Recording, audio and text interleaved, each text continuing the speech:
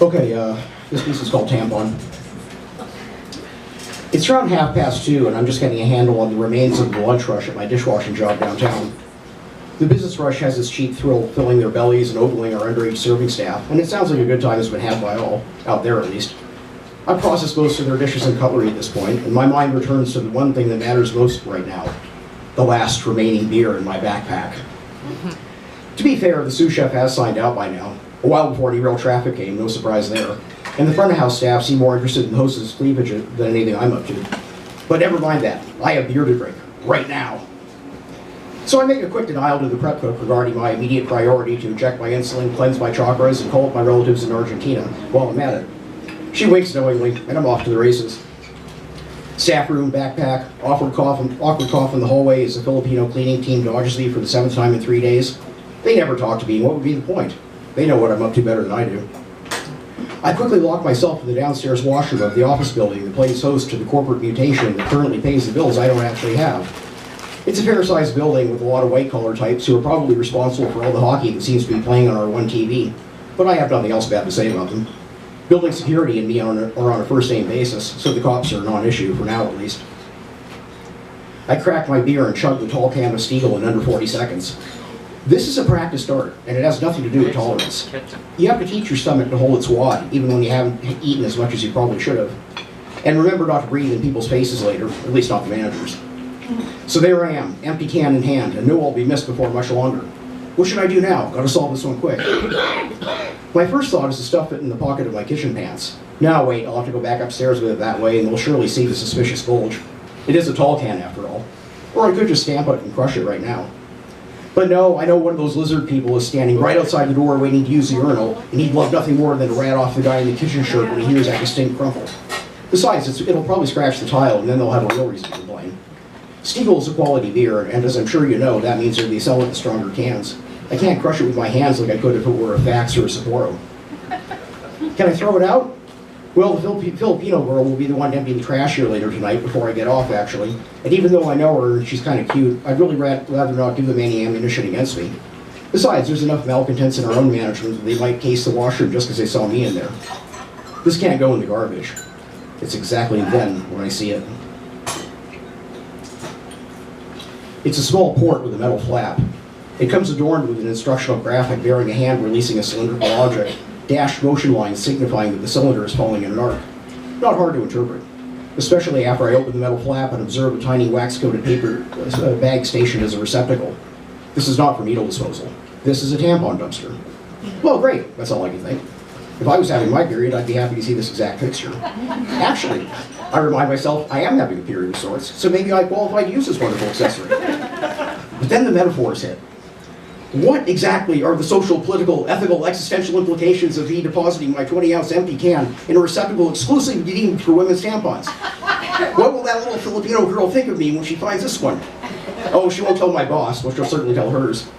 Regardless, whoever busts me or doesn't bust me, can I actually continue to justify my workplace alcoholism after this particular act? I scratched my chin and stretched my memory. I read once about the early history of aluminum cans. Apparently, a French maid who saw one for the first time in a hotel room didn't understand what they were and tried flushing them down the toilet. A plumber was called. What exactly am I to do now? I don't have long left. I need to get rid of this can, fast. Aha, the toilet tank. No, wait, that's a really stupid idea. Fuck it, it's going in my pants, in the back. Let them think what they want as I casually stroll back into my dish office. Fine, I'm carrying a load. It's not your business which kind. Even if it does ruin my bikini profile.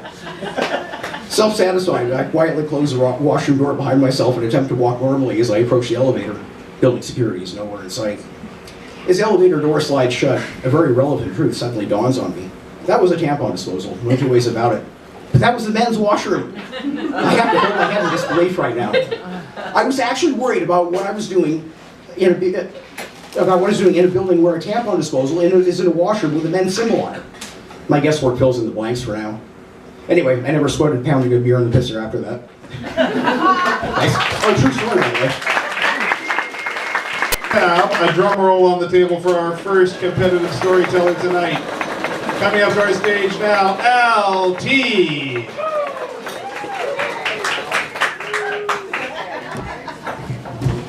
Knocked down by that handshake.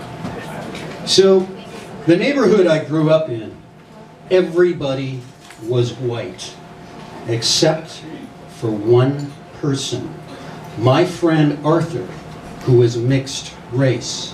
But that didn't mean anything to me, because to me, Arthur was just Arthur. But when I went to his house, there was definitely some culture shock, starting with his mother, who was British, and in the summer, she liked to sunbathe in a bikini.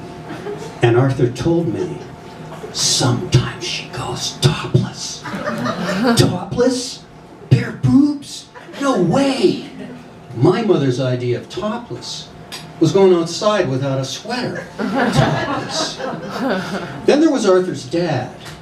He was Chinese, and you rarely saw him around. In fact, the only way I knew what he looked like was because they had a large portrait painting of him hanging in the house. Arthur's dad drove a white four-door Jaguar with a car phone. Now, that might not seem like a big deal now, but back then, when most houses had one telephone, centrally located, so that the whole house could hear your phone conversation. You're going out with who to do what? Well, having a car phone, I mean, I knew from extensive television watching, there was only two types of people that had car phones. Crime bosses, like in Hawaii Five-0, Hook 'em Dano, and secret agents, like in Mission Impossible. In fact, Arthur tried to tell me his dad had been a secret agent. No way. Once when I was at Arthur's house and we were goofing around, we ended up in his parents' bedroom for some reason, and I noticed on the dresser that they had a series of small sculptures depicting a man and a woman bare naked. And it looked like they were doing something from gym class. Like in one of them, the man is helping the woman do a handstand. And in another one, it looked like they were getting ready to play leapfrog. I mean, I didn't know what it meant, but Arthur told me it had something to do with that sex stuff. There was no sex stuff in my house. My parents did not do that sex stuff. I would have known. Every summer, Arthur went with his mom back to England to visit his relatives there. And when he came back, he always brought with him the newest, coolest toys, which used to come from England, as well as a British accent. Gone 3 weeks?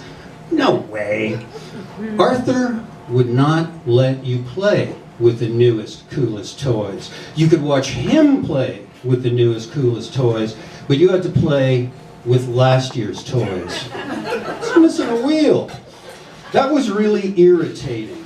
But the thing that irritated me the most was actually a cultural difference, and I'm going to tell you about it. So one day Arthur phoned me up and invited me over for a sleepover, and I said no, because I didn't like sleepovers. I liked sleeping in my own bed, and I didn't like stumbling around in a strange house at 4 in the morning trying to find the bathroom. But my sister got wind of it. Remember, centrally located phone. And then she told my mom, and they badgered me, and they said, you have to go over to Arthur's because he's been nice enough to invite you over. All right, I'll go to Arthur's. Knowing full well what was going to happen at Arthur's. He would play with the newest, coolest toys, and I would get the toys from last year. Now it's missing a second wheel. The next morning, I was game to clear out of there, but Arthur said to me, aren't you going to stay for breakfast? Breakfast was my favorite meal, but what they served was not breakfast. It was foul foreigner food, and that's right, I said it, foreigner food, because what they served was a cup of tea, a soft-boiled egg, and Marmite on toast. Not jam, not honey, but Marmite on toast. Have you all had Marmite before? Any of you that haven't had Marmite, just so you know, it kind of looks like molasses and tastes like what you'd imagine something they inseminate farm animals with. That's not breakfast. That is not breakfast. To be clear, breakfast is a glass of juice and a bowl of cereal. Maybe Captain Crunch, or Captain Crunch with Crunch Berries, or Alpha-Bits, or Apple Jacks, or Cheerios, or even just simple cornflakes. But not Marmite on toast! I left. I cleared out of there, and I never went back. At least not for breakfast.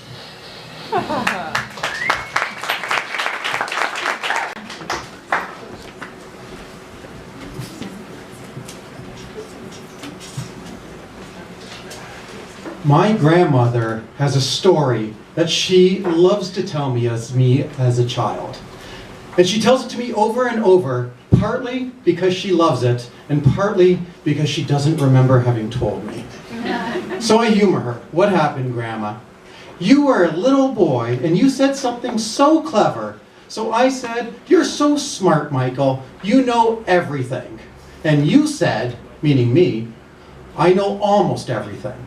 My dad knows everything. So my dad is a pretty clever guy. Very logical, smart with money, good businessman, pragmatic about every life decision he makes. He's the kind of person that if he wants to buy a nail clipper, he will research it. He will find the nail clipper edition of Consumer Reports. He will speak to people in the industry, and if there is a nail clipper forum on the internet, and there probably is, he'll be on it. It'll take him months, but he'll end up with something that has a lifetime warranty. And it'll be called like the Schnell 3000 or something. He'll show it to me proudly. Look at this beaut. Made in Germany, stainless steel. That's his favorite, German stainless steel. By contrast, when I need a nail clipper, Value Village has got them. They come in those little bags for $1.99, you know, packaged with a spoon and a pen. I think there might have been a Story Slam pen in one of those. Now, Dad always made fun of thrift stores, but when he retired, he discovered a new hobby, going to thrift stores and finding well-made old objects.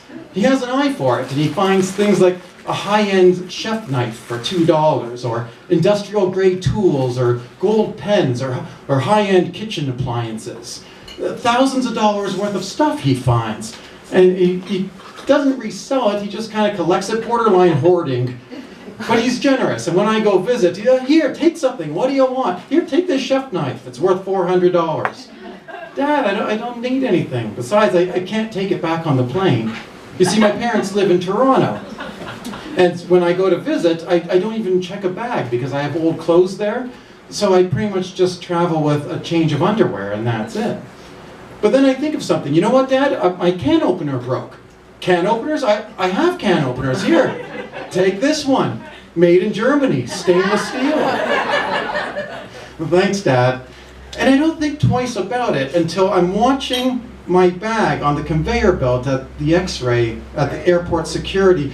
And I'm thinking, is it unusual to travel with nothing but a change of underwear and a German can opener? And judging from the face of the man behind the X-ray machine, yes, it's very unusual. Sir, is this your bag? There's now 4 security officers opening and closing the can opener, turning the crank, whispering to one another. Apparently this was not in the training manual. And I feel the people behind me getting impatient. And I'm wondering, what do they think I'm going to do with this can opener? So my imagination kind of starts to take off here. I start to imagine myself on the plane, nervously waiting for my moment. When I pull out the can opener, somebody in the back of the plane shrieks, "He's got a can opener!" Shouts and screams from the plane. Mothers grab their children and pull them into their bosom. The lead flight attendant steps forward. He's been specially trained for circumstances like this. "Sir, please put the can opener down. Nobody needs to get hurt today." Eventually I get tackled by the former football star who happened to be on the plane. He goes on to have his face plastered all over the news and appears on late night shows talking about how he courageously took down the notorious tin can terrorist, as they'll come to call me. I'm snapped back into reality by the lead, I suppose, of security. "Sir, what's this for?" Well, Dad always taught me to answer directly to authority. "It's for opening cans." He was unimpressed by this answer, so I kept speaking. "It's made in Germany. Stainless steel." Eventually, they let me on the plane despite my weapon that I was holding. And the flight passed uneventfully. And when I got home that night, I decided to make my favorite chili recipe. And when I went to open that can of beans, that German stainless steel just sliced right through it. Never has a can of beans opened so smoothly and with such grace. And I smiled and I thought of Dad. And you know, I've made that chili recipe many times before, but there is something about that particular one that night that tasted just a little bit better than usual. Thank you.